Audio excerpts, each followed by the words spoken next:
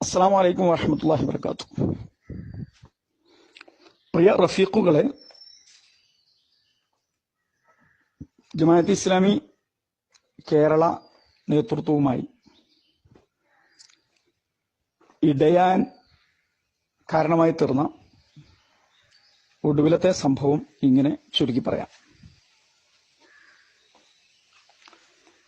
മാധ്യമത്തിൽ സംഭവിച്ചു കഴിഞ്ഞിരിക്കുന്ന അതീവ ഗുരുതരമായ സാമ്പത്തിക ക്രമക്കേടുകളുമായി ബന്ധപ്പെട്ട ഒരു റിപ്പോർട്ട് ഷൂറ അന്വേഷണ സമിതി തയ്യാറാക്കിയിട്ടുണ്ട്.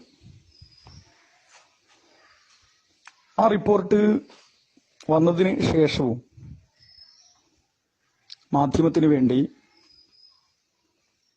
10 കോടി രൂപ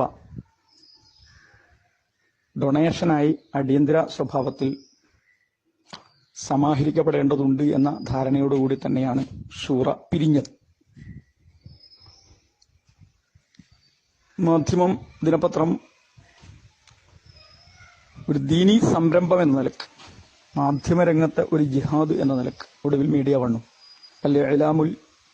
അൽ ജിഹാദി അൽ ഇലാമി, അൽ ജിഹാദി അൽ ഇലാമി, മാധ്യമ ജിഹാദ് എന്ന രീതിയിൽ നമ്മൾ ആവിഷ്കരിച്ച ദീനീയായ താല്പര്യങ്ങളും ദീനീയായ പ്രചോദനങ്ങളും ഉണർത്തിക്കൊണ്ട് ജനങ്ങളിൽ നിന്ന് വലിയ തബറുആത്തുകൾ, വഖഫുകൾ, സദഖകൾ, സകാത്തുകൾ ഇതിനൊക്കെ അടിസ്ഥാനപ്പെടുത്തി സമാഹരിക്കപ്പെട്ട മൂലധനത്താൽ നിലവിൽ വന്ന മാധ്യമ സ്ഥാപനമാണ്. ഒരു സാധാരണ ദിനപത്രം നിലവിൽ വരുന്നതുപോലെ നിലവിൽ വന്നതല്ല. ജമാഅത്തെ ഇസ്ലാമിയുടെ കേരള അമീർ KC അബ്ദുള്ള മൗലവിയെയാണ് ഈ ദിനപത്രത്തിന്റെ സ്ഥാപകൻ എന്ന നിലക്ക് നമ്മൾ പരിചയപ്പെടുത്താറുള്ളത്. ജനങ്ങൾക്കിടയിൽ മാധ്യമത്തിന്റെ നിലനിൽപ്പ് ഉറപ്പുവരുത്താൻ വേണ്ടി മുഅ്ജിസത്തിനോട്, മൂസാ നബിയുടെ വടിയോട് അതിനെ ഉപമിച്ച നിരവധി പ്രഭാഷണങ്ങൾ ഞാൻ എൻ്റെ വിദ്യാർത്ഥി കാലഘട്ടത്തിലെ ശ്രവിച്ചുകൊണ്ടിരിക്കുകയാണ്.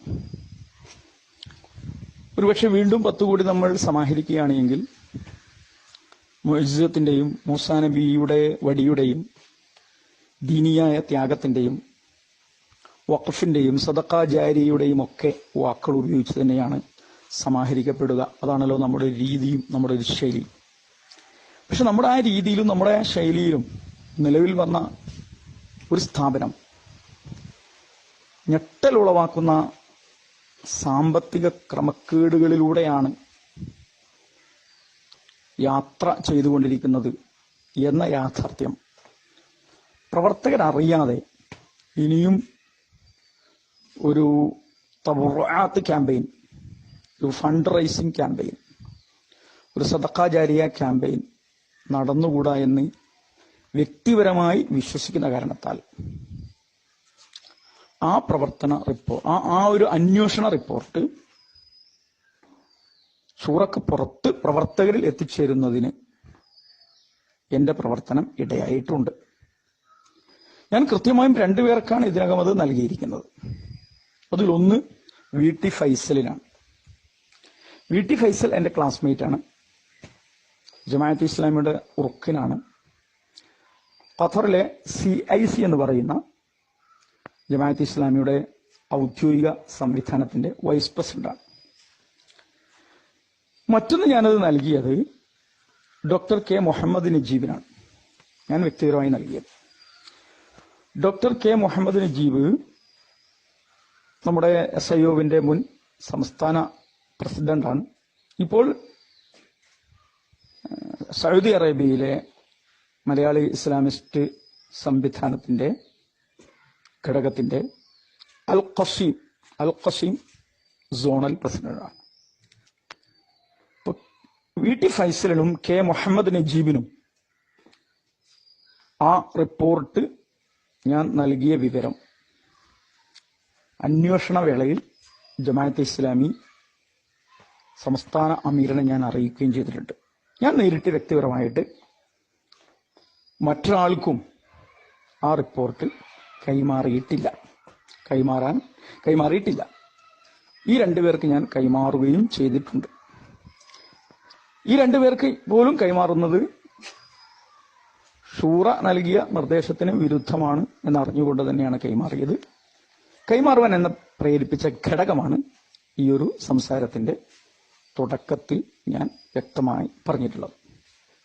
ഈ കൈമാറ്റ പ്രക്രിയയുടെ പേരിൽ ഞാൻ കുറ്റവാളിയായി നിശ്ചയിക്കപ്പെടുകയും തദടിസ്ഥാനത്തിലായിരിക്കണം ചില നടപടികളുമായിട്ട് മുന്നോട്ട് പോകുന്നതായി സഹപ്രവർത്തകരിൽ നിന്ന് അറിയാൻ കഴിയുന്നത് എന്നും ഞാൻ വിചാരിക്കുന്നു.